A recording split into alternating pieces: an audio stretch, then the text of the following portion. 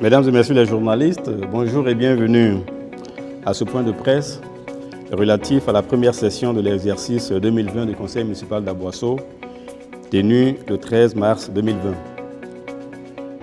Le vendredi 13 mars 2020 s'est tenu à la salle de mariage de la mairie d'Aboasso, de 14h à 17h, la première session ordinaire de l'exercice 2020 du Conseil municipal sous la présidence du maire Ngouan Jérémy Alfred, en présence de M. Gueguieu Honoré, secrétaire général de préfecture, représentant M. le préfet de la région du Sud-Komoué, préfet du département d'Aboasso. Étaient présents et représentés à cette session 27 conseillers municipaux sur 30 que comprend le Conseil. Ce Conseil a délibéré sur d'importants points inscrits à son ordre du jour. Au nombre de ces points, les éléments suivants méritent une attention particulière. Premièrement, les informations. 2. Examen de l'état d'exécution du budget primitif 2020 en recettes et en dépenses du 1er janvier 2020 au 31 janvier 2020. 3. Adoption du compte administratif du maire et du compte de gestion du trésorier municipal de l'exercice 2020. 4. Enfin, adoption du projet de monographie de la commune d'Aboasso réalisé par l'ANADER. Sur le point relatif aux informations, le maire a communiqué au conseil municipal plusieurs initiatives qui ont été menées dans divers domaines intéressant la vie de la commune. Il s'agit essentiellement de la réalisation de la 4e édition de la campagne de dépistage des maladies des yeux, qui est devenue désormais une tradition pour le conseil municipal. Campagne éclatée, qui s'est déroulée simultanément à Abuasso, à Asuba, à Ayebo, à Bakro et à Krendiabo. Campagne de dépistage suivie de la distribution de 500 paires de lunettes ophtalmologiques aux patients qui ont été dépistés à l'occasion de ces opérations. Le maire a communiqué également sur la réalisation d'une campagne éclatée de dépistage de l'hépatite virale à Abuasso, à Asuba, à Ayebo, Bakro et Krendiabo. Ensuite, le maire a communiqué sur la réalisation d'une campagne de dépistage des maladies métaboliques, notamment le diabète, l'hypertension artérielle, l'obésité et les maladies du rein. Campagne réalisée en collaboration avec la Société ivoirienne de néphrologie, maître d'œuvre de cette campagne, qui s'inscrivait dans le cadre de la 11e édition de la Journée mondiale des maladies du rein.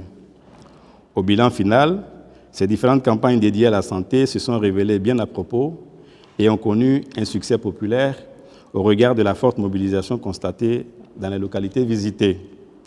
Enfin, au chapitre des informations, le maire a porté à la connaissance du conseil municipal que la décision de révision à la hausse des loyers des magasins appartenant à la mairie est devenue effective.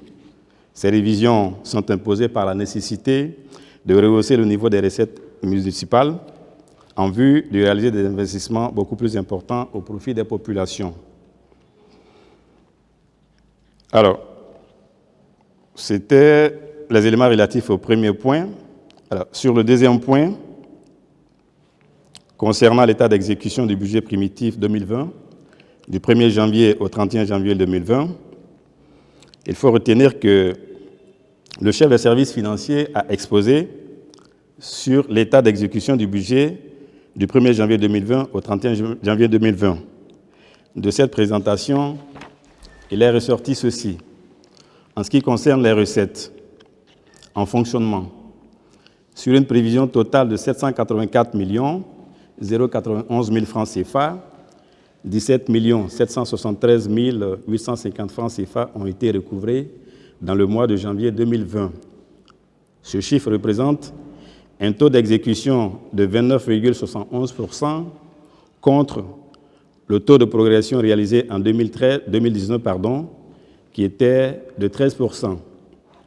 Il est important de signaler que ces recettes de fonctionnement réalisées dans le mois de janvier 2020 sont essentiellement des recettes propres, les recettes fiscales n'ayant pas encore fait l'objet de reversement de la part de l'État.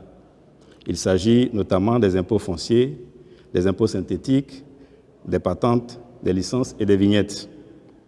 En ce qui concerne les investissements, sur une prévision de 248 783 000 francs CFA, aucune recette n'a été enregistrée en ce début d'année. Il convient d'indiquer que les recettes d'investissement concernent essentiellement le prélèvement sur fonds d'investissement d'un montant de 148 783 000 francs CFA prévu au budget primitif 2020. Il s'agit également des fonds de concours de l'État d'un montant prévisionnel de 99 483 000 francs CFA prévu au budget primitif 2020. Et donc, en ce qui concerne les investissements, et comme je l'ai dit tout à l'heure, aucune recette n'a été enregistrée parce que nous n'avons reçu aucun versement de la part de l'État. Concernant les dépenses, en fonctionnement, sur une prévision de 783 091 000 francs CFA, les dépenses de fonctionnement effectuées au 31 janvier 2020 s'élèvent à la somme de 11 369 838 000 francs CFA. Ces dépenses sont essentiellement des dépenses salariales. À titre de comparaison, les dépenses effectuées dans le mois de janvier 2019 s'élevaient à la somme de 19 582 086 francs CFA, ce qui représente une baisse de 8 182 248 francs en ce qui concerne les dépenses en 2020. En investissement, il faut dire qu'aucune dépense n'a été réalisée à ce jour. Alors, intervenant sur cette présentation, les commissions permanentes du conseil municipal se sont félicitées tour à tour des performances réalisées en matière de recoupement des recettes et ont salué les efforts accomplis dans la réduction des dépenses. Au terme des échanges intervenus sur ce chapitre, le conseil municipal a adopté à l'unanimité l'état d'exécution du budget en recettes et en dépenses du 1er janvier 2020 au 31 janvier 2020. Sur le point relatif au compte administratif du maire et le compte de gestion du trésorier municipal de l'exercice 2019, les résultats de fonctionnement et d'investissement font ressortir de la gestion du maire pour l'exercice 2019 un excédent de fonctionnement de 137 982 595 francs CFA et un excédent en investissement de 75 202 348 francs CFA, soit un excédent cumulé de 213 184 943 francs CFA. De cet excédent, il faut préciser qu'il a été effectué un prélèvement d'un montant de 50 143 653 francs CFA de la part du Trésor à titre de recettes indûment perçues par la mairie, ce qui a eu pour effet de ramener au final l'excédent de l'exercice 2019 à la somme de 163 036 290 francs CFA. Alors, il faut indiquer que le compte administratif du maire et le compte de gestion du trésorier présentent le rapport annuel de la gestion financière de la commune et en donnent les résultats.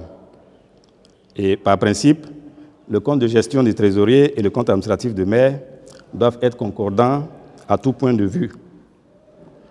Alors, comme je l'ai dit, après la présentation des services financiers qui font ressortir un excédent de 163 036 290 francs CFA, le compte de gestion du trésorier municipal a fait ressortir également un résultat excédentaire du même montant. Alors donc, sur la base de la concordance de ces deux chiffres, le conseil municipal a donné quitus au maire à l'unanimité pour sa gestion au titre de l'année 2019. Alors, sur le dernier point relatif à l'adoption du projet de monographie de la commune d'Aboisseau, réalisé par la NADER, il faut retenir que les études monographiques reflètent les caractéristiques réelles des communes, telles que leurs histoires, leur sociologie, leurs ressources naturelles, économiques, etc. Elles permettent d'aider les équipes municipales à focaliser leurs activités sur les opportunités et les besoins de développement réel des populations. C'est dans ce sens que le conseil municipal avait autorisé le maire à passer un protocole d'accord avec la NADER en vue de l'élaboration de la monographie de la commune d'Aboisseau. Après plusieurs mois de recherche, la NADER a réalisé un projet de monographie. Le maire de la commune d'Aboisseau, qui est très respectueux du parallélisme des formes et des principes de bonne gouvernance, a voulu que le conseil municipal apprécie le document en vue de sa validation définitive. Après examen, les commissions du conseil municipal ont toutes relevé et salué la qualité du travail accompli par l'ANADER. Estimant que le travail mérite d'être étoffé davantage, les commissions ont demandé le report de l'adoption du projet de monographie, tout en préconisant la mise en place d'un comité technique ad hoc devant se charger de peaufiner le dit document avant son adoption définitive. Ce comité ad hoc a donc été mis en place. Il comprend 8 membres, dont 2 membres par commission, avec obligation de restituer les résultats de leurs travaux à la fin du mois de mars 2020 au plus tard. L'ordre du jour ayant été épuisé, le maire a levé la séance tout en remerciant les conseillers pour leur assiduité aux sessions et en les exhortant à maintenir cette dynamique sur le gage de l'atteinte des résultats durables dans la conduite des initiatives de développement de la commune. Je vous remercie.